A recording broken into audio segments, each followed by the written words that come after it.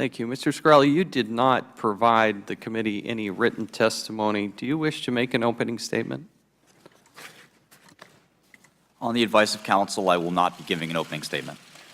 I want to ask you a few questions. What do you say to that single pregnant woman who might have AIDS, no income, and she needs Daraprim in order to survive? What do you say to her when she has to make that choice? What do you say to her? On the advice of counsel, I invoke my Fifth Amendment privilege against self-incrimination and respectfully decline to answer your question. You were quoted as saying on Fox 5 in New York, you were quoted as saying, if you raise prices and you don't take that cash and put it back into research, I think it's despicable. I think you should not be in the drug business. We take all of our cash, all of our extra profit, and spend it on research for these patients, for other patients who have terrible life-threatening, life-ending diseases. Did you say that? On the advice of counsel, I invoke my Fifth Amendment privilege against self-incrimination and respectfully decline to answer your question. Do you think you've done anything wrong? On the advice of counsel, I invoke my Fifth Amendment privilege against self-incrimination and respectfully decline to answer your question. I'd like to yield time to Congressman Gowdy of South Carolina. Thank you, Mr. Chairman. Is it pronounced Shkreli? Yes, sir. See, there you can answer some questions. That one didn't incriminate you. I just want to make sure you understand you are welcome to answer questions, and not all of your answers are going to subject you to incrimination. Do you understand that, don't you? I intend to follow the advice of my counsel, not yours. I just want to make sure you're getting the right advice. You do know that not every disclosure can be subject to the Fifth Amendment assertion. Only those that are that you reasonably believe could be used in a criminal prosecution or could lead to other evidence. I intend to use the advice of my counsel, not yours. Do you also understand that you can waive your Fifth Amendment right? You gave an interview to a television station in New York where, if I understood you correctly, you couldn't wait to come educate the members of Congress on drug pricing, and this would be a great opportunity to do it. So do you understand you can waive your Fifth Amendment right? On the advice of counsel, I invoke my Fifth Amendment privilege against self-incrimination and respectfully decline to answer your question. Well, Mr. Chairman, I'm vexed. He's been willing to answer at least one question this morning. That one didn't subject him to incrimination. I don't think he's under indictment for the subject matter of this hearing. So the Fifth Amendment actually doesn't apply to answers that are not reasonably calculated to expose you to incrimination. And even if it did apply, he's welcome to waive it.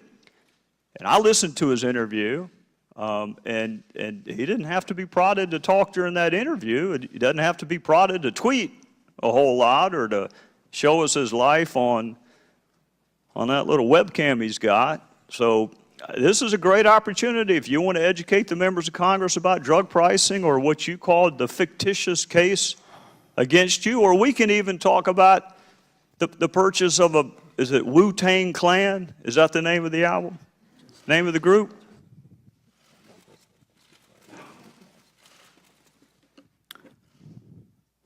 On the advice of counsel, I invoke my Fifth Amendment privilege against self-incrimination and respectfully decline to answer your question. Mr. Chairman, I am stunned that a conversation about an album he purchased could possibly subject him to incrimination. But if well, the gentleman is correct. I understand that Mr. Shkreli is under indictment, but it is not the intention to ask him questions about that topic.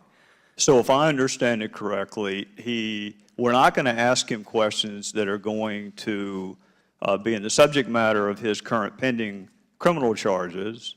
And if we were to get close to one or in the gray area, he's welcome to assert his Fifth Amendment privilege there. And if we stay away from the subject matter of his indictment, he is, some could argue, has a legal obligation to answer under Casgar versus United States, but certainly has the right to do so, as he did in the television interview and as he does quite frequently on social media.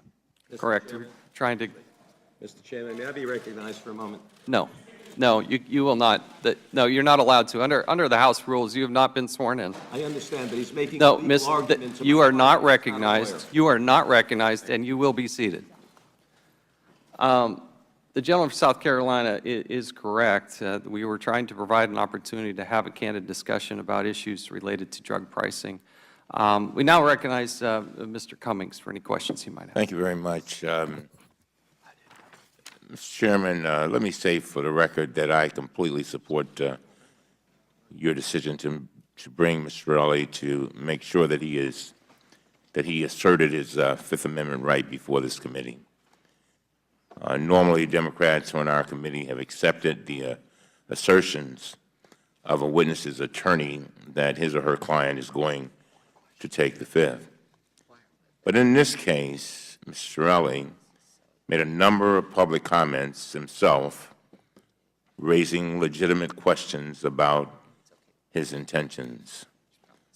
Honestly, I did not know whether he was even going to show up today, so it's nice to see you. But now that he has invoked his constitutional rights, of course I will respect his decision. To Mr. Shkreli, since I have you in front of me, after trying to get you in front of this committee for so long, let me say this.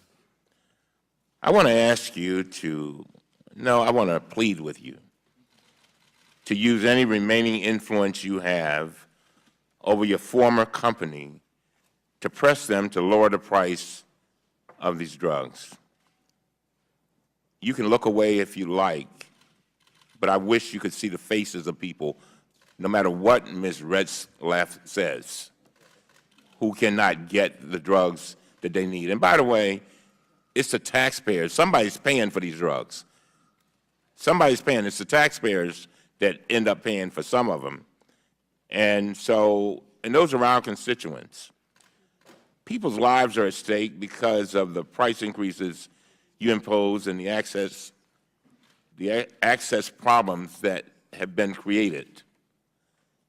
You are in a unique position. You really are, sir. Rightly or wrongly, you've been viewed as a so-called bad boy, a farmer. You have a spotlight, and you have a platform. You could use that attention to come clean, to right your wrongs, and to become one of the most effective patient advocates in the country, and one that can make a big difference in so many people's lives. I know you're smiling, but I'm very serious, sir.